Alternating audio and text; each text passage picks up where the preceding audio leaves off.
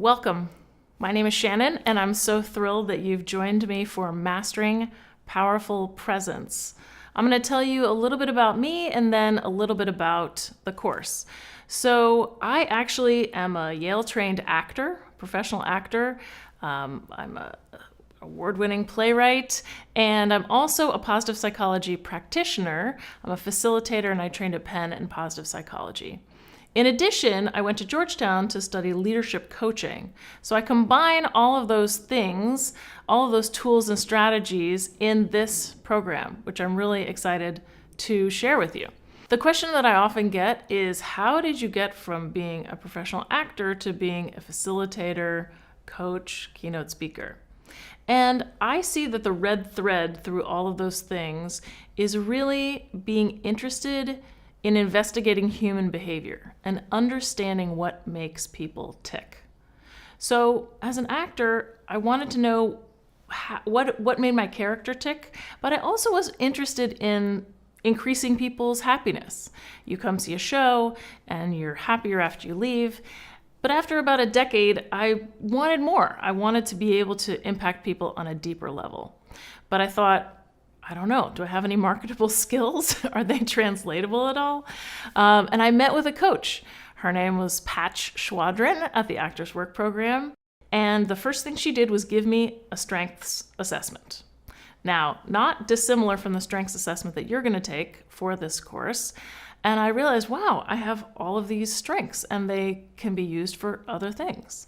So we explored different careers. She was an amazing coach, and she helped give me hope that there was a new path, a new career out there for me.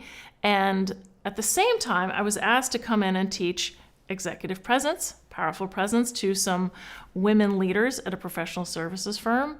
And I realized, wow, all of these things that I've been learning for years, they're absolutely translatable to other people.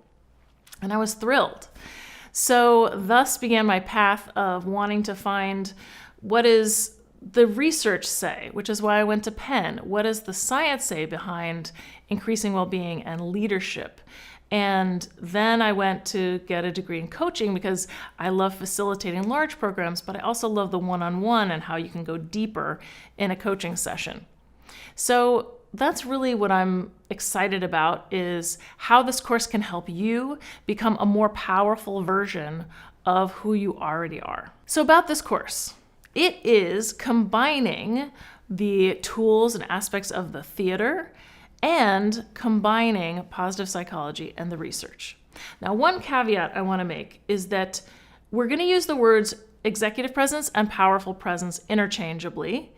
And the reason why we titled it Powerful Presence is that people often get confused when they hear the word executive presence. They think, do I have to be an executive? Am I presenting to an executive? And none of those things are true. Really, it just means having that gravitas, or that weight, that importance when you go in front of a room of people. The other caveat is that presence is often a word talked about in mindfulness circles or meditation circles. And that is really more about being in the moment and being centered. And while that kind of presence is important for powerful presence or executive presence, there's a slight difference between the two. So we will talk a little bit about that mindfulness presence, but really the focus of the course is around the powerful presence. So now I'm going to tell you about the course objectives. So the course objectives, what do we want you to get out of this at the end of 6 weeks? First of all, we want you to understand the difference between the aspects of internal presence and external presence. How do you think about your thinking, metacognition? How do you control those aspects of presence? And the external aspects of presence, your gestures, your voice, your posture. How can you bring those together and have them work in concert so that everything you're doing is congruous? It makes sense. Because the thing is that when people meet you for the first time, there's different research, but some research says that in the first 7 seconds of meeting you, they make at least 11 judgments about you or more.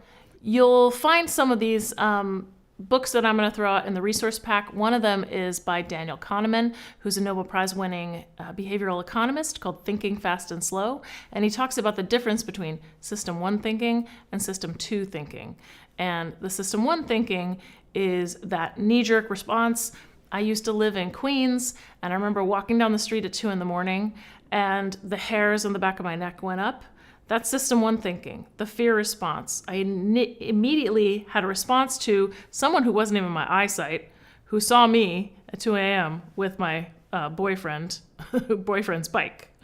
But system 2 thinking is where you process things more deeply. So it's the system 1 thinking, which is why we want you to think about your presence and how you come across. So we want you to have some insight into how you come across and how you can improve your presence. We're also going to talk to you about something we actors know so well, which is how do you control nerves?